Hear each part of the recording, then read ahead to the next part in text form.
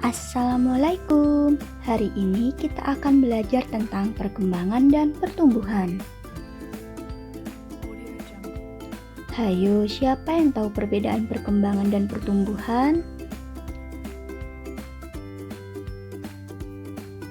Waalaikumsalam, saya tidak tahu, Bu.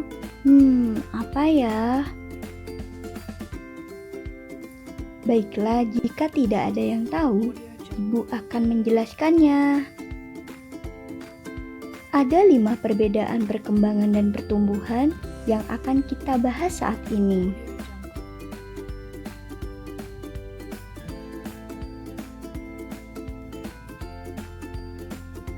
Yang pertama, pertumbuhan dan juga perkembangan. Pertumbuhan merujuk kepada perubahan khususnya aspek fisik.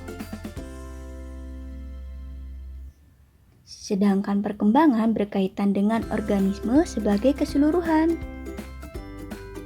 Dan yang kedua, sel atau peningkatan hubungan antar sel. Pertumbuhan merujuk kepada perubahan dalam ukuran yang menghasilkan pertumbuhan. Sedangkan perkembangan merujuk pada kematangan struktur dan fungsi.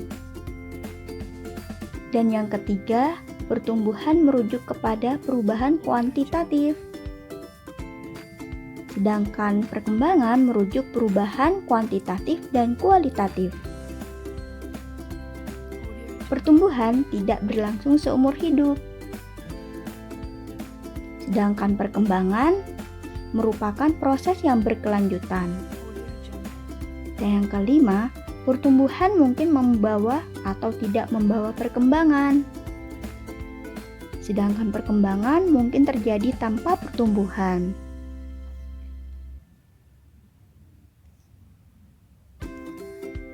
Kita bahas satu persatu ya. Yang pertama, pertumbuhan merujuk kepada perubahan khususnya aspek fisik. Nah, contohnya seperti perubahan tinggi badan, berat badan, dan organ dalam tubuh lainnya misalkan otak, jantung, dan lain sebagainya. Nah, seperti ini.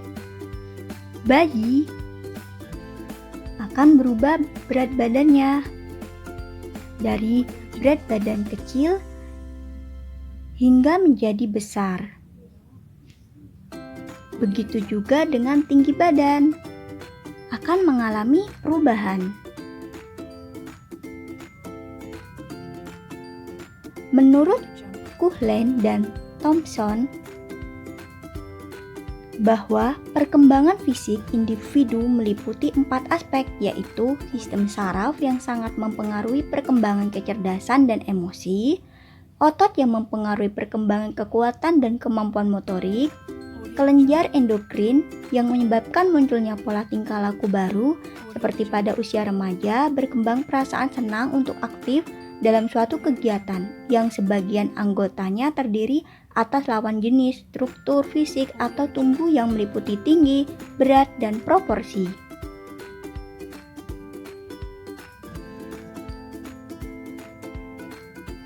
Sedangkan perkembangan berkaitan dengan organisme sebagai keseluruhan.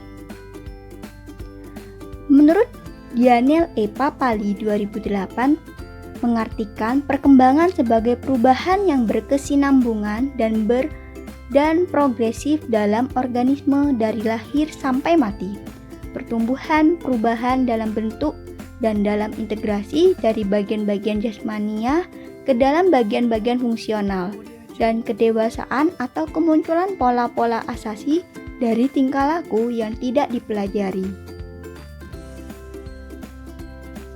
Dan yang kedua, pada pertumbuhan, sel atau peningkatan hubungan antar sel, pertumbuhan merujuk kepada perubahan dalam ukuran yang menghasilkan pertumbuhan.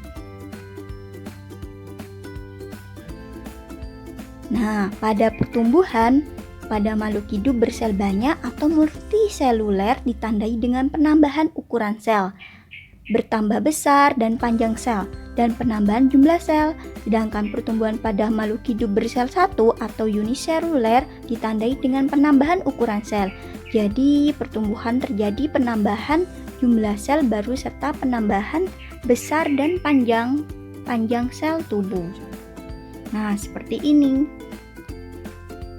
Tumbuhan juga termasuk makhluk hidup dan mengalami pertumbuhan hingga selnya berubah menjadi panjang dan juga besar.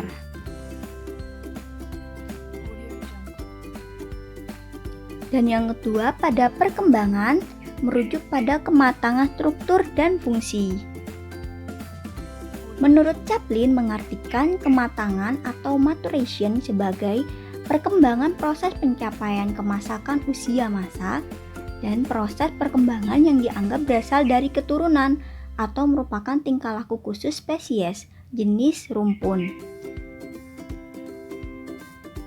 Perkembangan mencakup perubahan baik dalam struktur maupun fungsi atau perubahan fisik maupun psikis.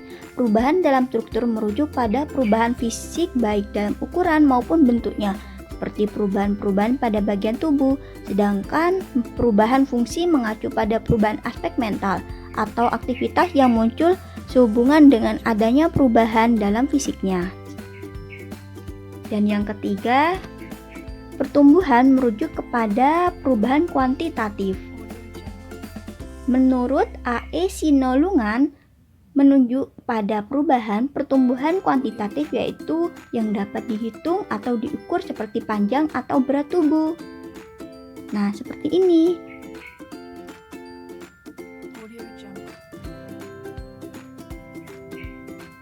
Dan perkembangan merujuk perubahan kuantitatif dan kualitatif. Proses yang pertama ialah kuantitatif, yaitu proses perubahan berdasarkan angka dan jumlah. Dan yang kedua, proses kualitatif adalah proses perkembangan yang tidak dapat diprediksi awal dan sebabnya. Contohnya, bertambahnya tinggi dan berat badan. Sedangkan kualitatif, contohnya tiap individu memiliki warna kesukaan dan itu tidak dapat diketahui kapan individu tersebut awal dari menyukainya dan mengapa bisa menyukai warna tersebut. Dan yang keempat, pertumbuhan tidak berlangsung seumur hidup. Misalnya pertumbuhan tulang atau tinggi badan selesai di usia akhir remaja. Dan perkembangan merupakan proses yang berkelanjutan. Tidak dapat dibatasi dan akan terus berlangsung hingga seumur hidup. Ukuran fisik otak mungkin berhenti hingga mencapai ukuran tertentu, tapi kemampuan otak dalam mempelajari hal-hal baru, menyimpan dan berekreasi dapat terus berkembang. Bahkan setelah mencapai usia 50 tahun, seseorang masih dapat menemukan ide dan keahlian baru. Dan yang terakhir, pertumbuhan mungkin membawa atau tidak membawa perkembangan. Jadi pertumbuhan diikuti proses perkembangan, yaitu proses biologis makhluk hidup menuju ke tingkat kedewasaan. Sedangkan perkembangan mungkin terjadi tanpa pertumbuhan. Perkembangan merupakan hasil interaksi kematangan susunan saraf pusat dengan organ yang dipengaruhinya.